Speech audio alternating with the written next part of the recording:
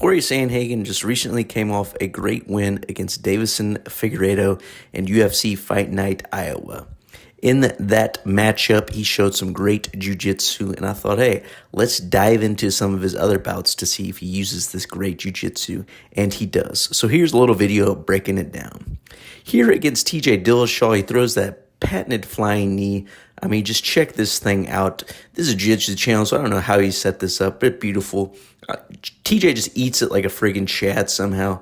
Picks Corey up in a single leg. Corey uses this to get into this inverted triangle and squeezes TJ's head like a mother trucker. TJ, being the friggin' Chad he is, doesn't tap to this somehow and friggin' escapes from this and allows us to see even more beautiful jiu-jitsu displayed in this bout. Here, Corey tries to throw up a triangle. TJ postures up, giving Corey a K-guard entry as he tries to enter backside 50-50. But what is this?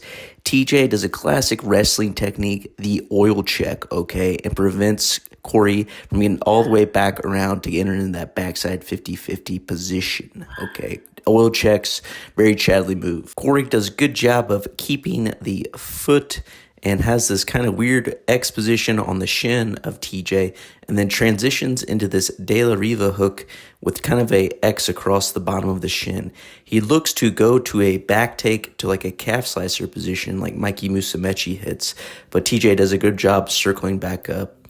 When he circles back up, however, Corey does a great job shooting his hips up and capturing the knee line and tries to get TJ to fall back, but TJ has a good base and he falls forward. Now Corey is in 50-50, and this isn't a terrible place to be as long as you extend your body away from your opponent and don't allow them to just rain down strikes like Corey is about to do here in a minute when he tries to attack the leg. Here he's in a very vulnerable position and he eats a bunch of punches. However, he uses his legs to chop down and maybe potentially injure TJ's leg or injure his knee when he chops down. And this forces TJ to disengage and give up the position. Next up is Corey's fight with Peter Yan. Here Corey looks to go into, once again, a K-guard entry, but Peter Yan does a good job of controlling that foot from preventing it to go to backside 50-50. But instead, Corey does a nice job using this to heist up and wrestle up to get off from the bottom position. He doesn't successfully get out of danger, but he does advance his position to get into at least a somewhat better position in the fight. Here, Corey hits a nice slingshot double leg, takes Peter down. Peter enters into Ashigarami, but he leaves his far foot above the waistline and allows Corey to counterattack. And Peter says, I don't want any of that, and freaking that boot scoop boogies out of there. Just a nice counter leg lock attempt by Corey.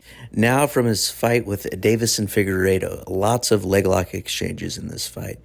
When Davison takes him down, Corey reaps the leg, and Davison Figueiredo tries to hit a nice counter toe hold, but Corey does a good job of getting his foot to the mat and eliminating Figueiredo from potentially toe holding or counter leg locking him. After this exchange, Figueiredo enters single leg X himself and reaps Corey, but Corey does a nice job of keeping his heel hidden and safe and keeping good alignment so he's not in any danger. Plus, it's a lot harder to get a outside heel hook or any heel hook in general in MMA because of gloves. They make it a lot slippier. But anywho, later on in the fight, Davison inverts into 50-50, but leaves his heel exposed. And here, Corey tries to hit a Gianni Rippo top 50-50 heel hook that is just absolutely nasty. He commits to it, but he must have not had a good grip on it because Figueiredo escapes, and now Corey is in the bottom 50-50. Corey eventually does a nice inversion into backside 50-50 where Figueiredo steps back, which could have been absolutely fatal, as we saw with Ryan Hall absolutely obliterating BJ Penn's knee. But he didn't obliterate his knee. However, when Corey goes to stand up, he pops Figueiredo's knee, and Figueiredo is forced to tap.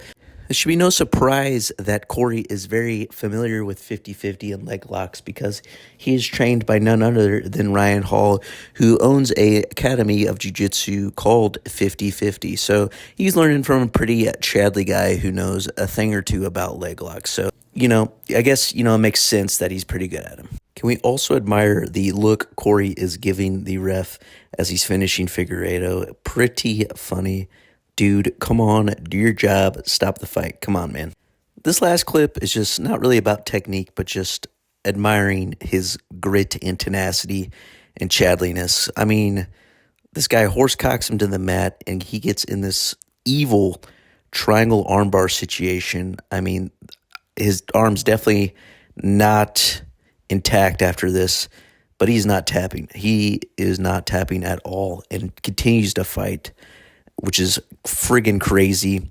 Tony Ferguson-esque. Reminds me of when Tony Ferguson got his arm obliterated by Charles Oliveira, but, he's just like, frick you, I'm not tapping. Somehow gets out of this and freaking it continues to use that arm to lay a freaking beat down on his opponent. Okay, if I was his opponent and my guy just got out of a fully locked in armbar, I would be like, I'm gonna have to kill this man to win. I don't know what to do. Anywho, Chads, there's a sweet video of the Sandman Sandhagen and his jiu-jitsu. Hope you liked it. Please like and subscribe and continue to follow the Chad journey. Appreciate you all who tune in. Let's grow to 10,000. Come on now, let's do it. See ya.